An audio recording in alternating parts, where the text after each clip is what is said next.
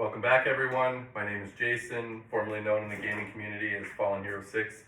Last time we were talking about the Gundam robot cosplay that I want to try to get done before Motor City Comic Con in May. So I decided to put a few parts together just to kind of show you how it's going to look or how to do it, right?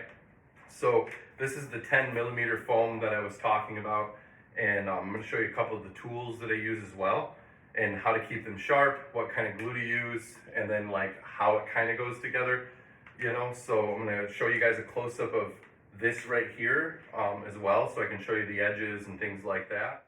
And as you can see, just like I said, with like a lot of the up close, you know, you have the straight lines here, you know, and then you can see that they're cut on a 45-degree angle, or pretty close to a 45-degree angle. And then it's super important for you to remember as well, not to cut and try to thin like a 10mm foam to make it smaller. So instead I buy thinner foam to create, you know, more of a texture, as you can see in these. So, and then you can clearly see that when it's put together, right? So how I do this is very simple. There's these push pins that I got. You can get them at Hobby Lobby, you can get them at Joann's, or even Michael's, and they look like little metal tees. So what happens is that you're gonna want something sturdy to build, you know, it on. So what I did is I bought a pair of boots that were, you know, knee high for me, for my size, and then I just pin it right to the boot as I start to build it. You know, so this, when you're building this part of the like the shins or around certain areas, what you're gonna do is you're gonna want to use a razor knife like this, you know, or extendable utility knife, and you're gonna want to keep it super sharp. Okay, the one thing like any cosplayer will probably know very quickly when they're working with knives like this is that foam kills the blade very fast, like when you're cutting through it, so it dulls it. So a lot of you guys probably just buy stock essentially in blades, but what you can do is I invested in this sharpener, which you can use a different sharpener if you want to, but I've always, Kershaw is a great brand essentially. I've had this for years.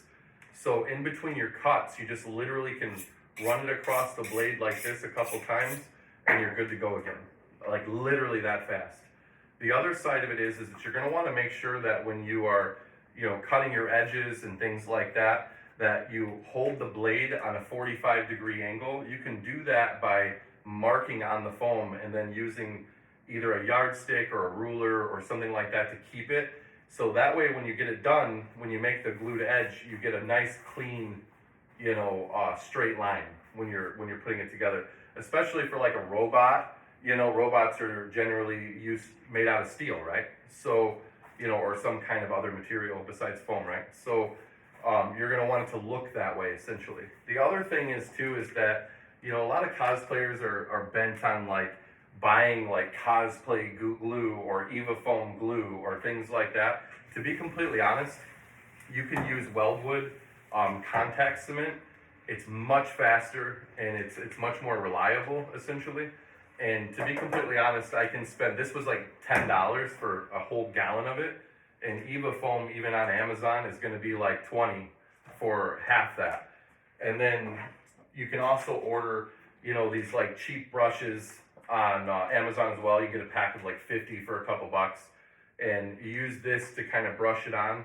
The other thing that I like to use brush-wise is like the stain brushes, the foam.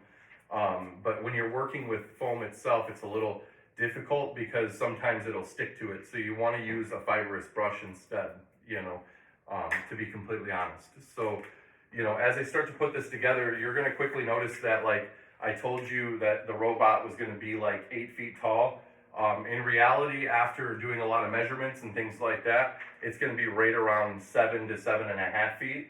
You know, I want to be able to clear doorways and stuff like that as well, easier, especially going into Comic-Con. So another thing is that I like to typically build from the helmet down when it comes to armor and things like that. So I put this stuff together just very quickly for for you guys to see how the foam works or how to put it together essentially. The best thing that you can do too is to just design patterns out of poster board and things like that prior to doing it, and try to construct it first before you start cutting into your more expensive materials. The other and one more thing really fast too is that Sintra that I was telling you guys about in the last video, this stuff right here, it's a closed foam, and you use a heat gun to heat it up. It's very rigid when it dries. You can actually design little support braces and things like that, and you can glue it on the inside of the pieces so that they don't move at all. They don't flex. I don't recommend doing that on any part of the body that you're going to be moving a lot, because you will rip the foam. So, but like on support structures and things like that to keep the shape, it's an excellent idea. The other thing is going back to, like the helmet aspect. I actually like to build off of something because it's much easier, right? Like this boot, for example. So another thing is that I'm a huge Star Wars fan. You guys are going to find that out very quickly, especially if you follow my Instagram, which is Fallen Hero 6 as well, or my TikTok, is that I am very huge into Star Wars. I have a lot of cosplay, and I print a lot of things for that, also on my Etsy.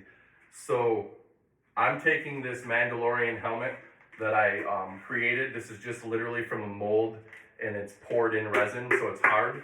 And then I'm going to use this and mark out and cut out the face, right? And then I'm going to use foam and a foam pattern to create a Gundam style helmet that will sleeve right over top of this. Now it's important to know that you want it to sleeve over it. You don't want it to be glued directly to the helmet. And the reason for that is because you're going to find out very quickly that you're going to want to put a fan inside of it to keep yourself cool. You're going to want a spot to put a voice changer inside the helmet, and you're also going to want a way to drink water. So like a camel pack or something like that goes into the helmet so that you can drink while you're walking around at Comic-Con. So my choice is this because there's a lot of room, and like you can see, even if I put it on, I can move it around a lot. So it leaves room for padding, it leaves room for fans and things like that. So, that's what I have for you for today. The next time I make a video, I'm going to show you a little bit more of, the project being advanced and things like that. So, check it out. Follow me on Instagram, follow me on TikTok, and like and subscribe.